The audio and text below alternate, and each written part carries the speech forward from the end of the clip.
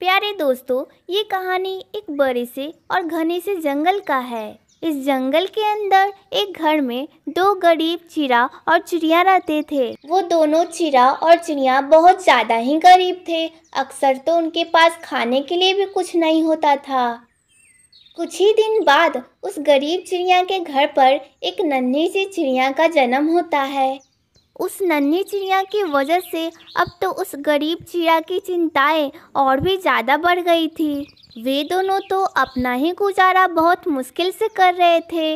वे दोनों तो बहुत ज़्यादा गरीब थे और अब तो उनके पास वो नन्ही चिड़िया भी थी। अब तो वे चिड़ा बहुत ज़्यादा ही परेशान था। अरे चिड़िया जी, पहले ही हम लोग कितना गरीब हैं। हमारा खुद का गुजारा कितनी मुश्किल से चलता है। अक्सर हम लोग के पास तो खाने के लिए भी कुछ नहीं होता है। हम तो भूखे रह लेते हैं, लेकिन ये नन्ही सी चिड़िया कैसे भूखी रहेगी? इसके लिए तो हमें और भी दाना जमा करना ही पड़ेगा कहीं ना कहीं से। मुझे तो कुछ समझ नहीं आ रहा है कि हम लोग अपना गुजारा कैसे करेंगे। अब तो चिड़िया भी चिड़े से क्या कहती। चिड़िया के पास तो चिड़े से कहने के लिए कुछ था ही नहीं, क्योंकि उसे भी पता था कि वे लोग बहुत ज़्यादा ही गरीब हैं। उसी जंगल में एक बहुत अमीर सा कालू कौवा भी रहता था।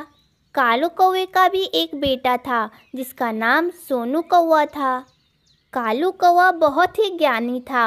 वो भविष्य के बारे में पहले ही जान लेता था। एक दिन वो कालू कौवा अपनी आंखें बंद करके अपने बेटे सोनू कौवा का भविष्य जानने की कोशिश कर रहा था। अरे ये क्या, मेरे बेटे का भविष्य ऐसा कैसे हो सकता है?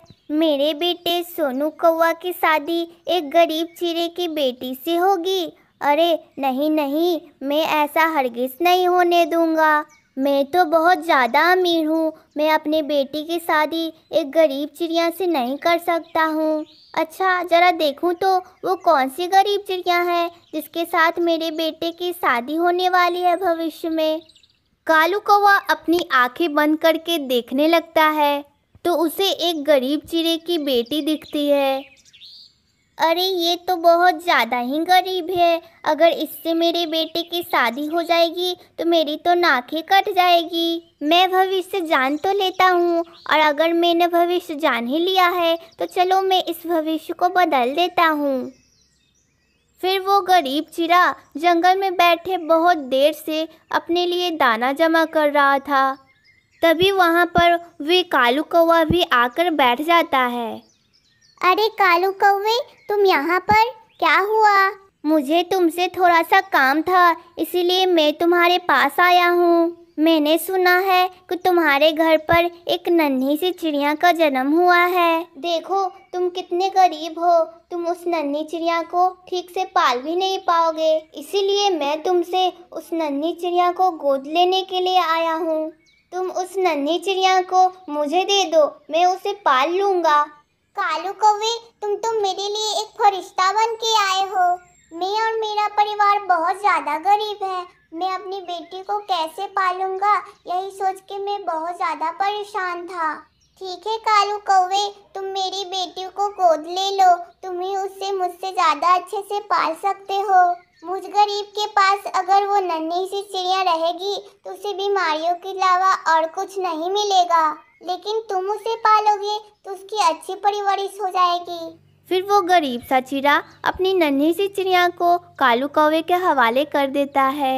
फिर कालू कौवा उस नन्ही सी चिड़िया को उड़ता हुआ उसे लेकर जा रहा होता है। ये काम अच्छा हो गया, अब ये नन्ही चिड़िया मेरे हाथों लग चुकी है। चलो अब मैं इसे समुंदर के अंदर फेंक देता हूँ। ना तो ये जिंदा रहेगी और ना ही इसके साथ मेरे बेटे की शादी हो पाएगी। मेरे इस शातिर से दिमाग की वजह से मेरे नाक कटने से बच गई।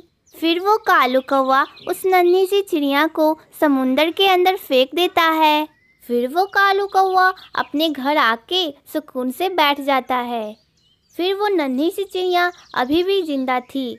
वे पानी पे पड़े एक पत्ते पे तैरती हुई जा रही थी। तभी वहाँ पर नदी के किनारे एक कबूतर खड़ी होती है। वो कबूतर उस नन्ही सी चिड़िया को नदी में तैरता हुआ देख लेती है। अरे, इस नन्ही सी चिड़िया को किसने पानी के अंदर फेंक दिया है? फिर वो कबूतर उस नन्ही सी चिड़िया को अपने घर लेके चली जाती है। कुछ सालों के बाद वो नन्ही सी चिड़िया काफ़ी ज़्यादा बड़ी हो जाती है। कबूतर ने उस नन्ही सी चिड़िया का नाम मीनू चिड़िया रख दिया था।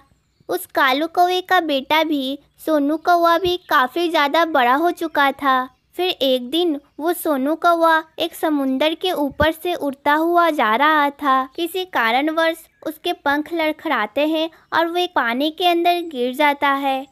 सोनू कौवा पानी में गिर जाने की वजह से अब वो उड़ भी नहीं पा रहा था। सोनू कौवा अपनी मदद के लिए जोर जोर से आवाज़ें लगा रहा था। अरे, कोई मुझे बचाओ, वरना मैं पानी में डूब जाऊंगा। समुंदर के पास में ही मीनू चिड़िया बैठी हुई होती है। वे सोनू कौवे की आवाज़ सुन लेती है और उसके पास आकर सोनू कौवे को बचा लेती है। फिर वो सोनू कौवा मीनू चिड़िया को देखकर काफ़ी ज़्यादा खुश हो जाता है और सोनू कौवे को मीनू चिड़िया बहुत ज़्यादा पसंद आ गई थी। मीनू चिड़िया, तुमने मेरी जान बचाई है। तुम मुझे बहुत पसंद हो। क्या तुम मुझसे शादी करोगी?